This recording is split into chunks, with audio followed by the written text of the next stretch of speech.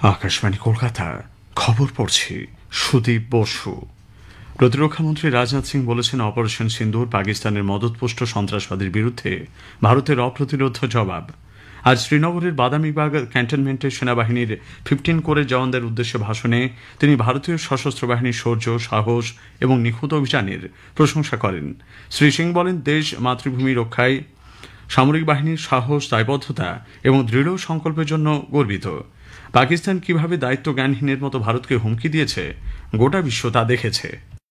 हर आतंकी ठिकाना, चाहे वह घाटियों में छुपा हो या बंकरों में दबा हो, हम वहां पहुंचेंगे और दुश्मन की छाती चीर कर हम उन आतंकी ठिकानों को खत्म करके ही हम वापस लौटेंगे। ऑपरेशन सिंदूर आतंकवाद के खिलाफ भारत द्वारा चलाई गई अब तक के इतिहास की यह सबसे बड़ी कार्रवाई है। পাকিস্তানের হাতে পরমাণু হাতিয়ার কতটা সুরক্ষিত তা নিয়ে প্রশ্ন তুলেছেন তিনি।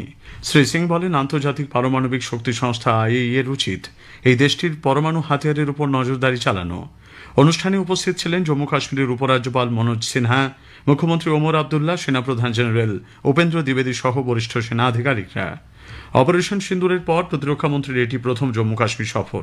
আজ সকালে তিনি শ্রীনগর পৌঁছন। অপারেশন সিন্দুরের মধ্য দিয়ে পাকিস্তানে জঙ্গি ঘাঁটি ধ্বংস করা এবং পাকিস্তানি সামরিক শক্তিকে পরাস্ত করতে শহীদ সেনাকর্মীদের শ্রদ্ধা জানিয়ে ও বীর জওয়ানদের ধন্যবাদ দিয়ে আজ পশ্চিমবঙ্গের বিধানসভায় এক প্রস্তাব আনা হচ্ছে। অধ্যক্ষ বিমান বন্দ্যোপাধ্যায় জানান, আগামী 9 জুন নাগাদ বিধানসভার পরবর্তী অধিবেশন শুরু হতে পারে। এই 2 সপ্তাহ ধরে চলবে এই অধিবেশনে এই প্রস্তাব আনা হবে। অধ্যক্ষ আরও জানান, রাজ্যপালের পাঠানো রাজ্য সংখ্যালঘু কমিশন আইনের এক সংশোধনী সহ বেশ কয়েকটি গুরুত্বপূর্ণ বিলের ওপর অধিবেশনে আলোচনা হতে পারে। জওহরলাল নেহরু বিশ্ববিদ্যালয়ের পর এবার দিল্লির জামিয়া মিলিয়া ইসলামিয়া বিশ্ববিদ্যালয়ও তুরস্ক সরকারের সঙ্গে সমঝোতা স্মারকপত্র বাতিল করেছে। জাতীয় নিরাপত্তার কথা মাথায় রেখে এই সিদ্ধান্ত বলে জানিয়েছে বিশ্ববিদ্যালয়টি। অপারেশন সিন্দুরে দেশের সশস্ত্র বাহিনীর ভূমিকাকে কুর্নিশ জানিয়ে আজ এক মিছিলে সামিল হন কলকাতা হাইকোর্টের আইনজীবীরা। হাইকোর্টের বি গেট থেকে সিটি সিভিল কোর্ট পর্যন্ত পদযাত্রায় সামিল হন তারা। মিছিলের নেতৃত্ব দেন মহিলা আইনজীবীরা। ডেপুটি সলিসিটর জেনারেল ধীরেজ ত্রিবেদী জানিয়েছেন, সেনার অবদানকে সাধুবাদ জানিয়ে পথে নেমেছে মাতৃশক্তি। মণিপুরের চান্দিল জেলার খেংজয় মহকুমার নিউ সামতাল এলাকায় নিরাপত্তা বাহিনীর সঙ্গে সংঘর্ষে 10 সন্দেহভাজন জঙ্গি মারা পড়েছে। জঙ্গিদের লুকিয়ে থাকা নির্দিষ্ট খবরের ভিত্তিতে অসম রাইফেলসের জওয়ানরা ভারত মায়ানমার সীমান্তে ওই এলাকায় তল্লাশি শুরু করে। জঙ্গিরা নিরাপত্তা বাহিনীকে লক্ষ্য করে গুলি চালাতে শুরু করলে জওয়ানরা তার পাল্টা জবাব দেয়। 10 জঙ্গি মারা পড়ে।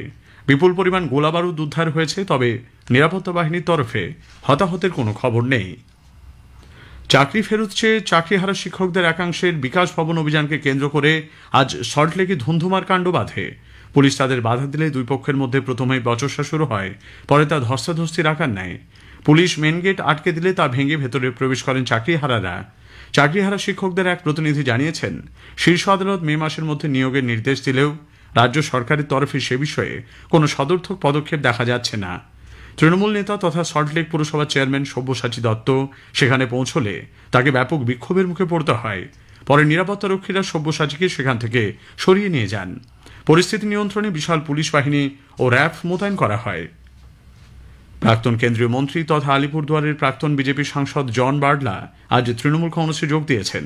তৃণমূল ভবনে মন্ত্রী অরূপ বিশ্বাস, তৃণমূলের রাজ্য সভাপতি সুব্রত বক্সির উপস্থিতিতে তৃণমূলে যোগ দেন জন বার্লা।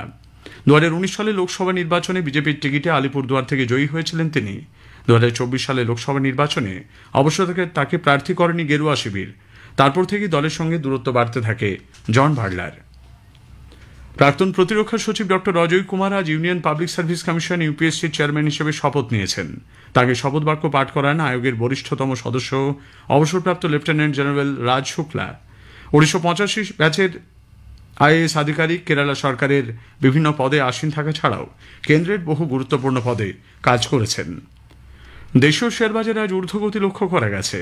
বম্বে শেয়ারবাজারের সূচক সেন্সেক্স 1200 পয়েন্ট বা 1.48% বেড়ে 82,531 বন্ধ হয়েছে।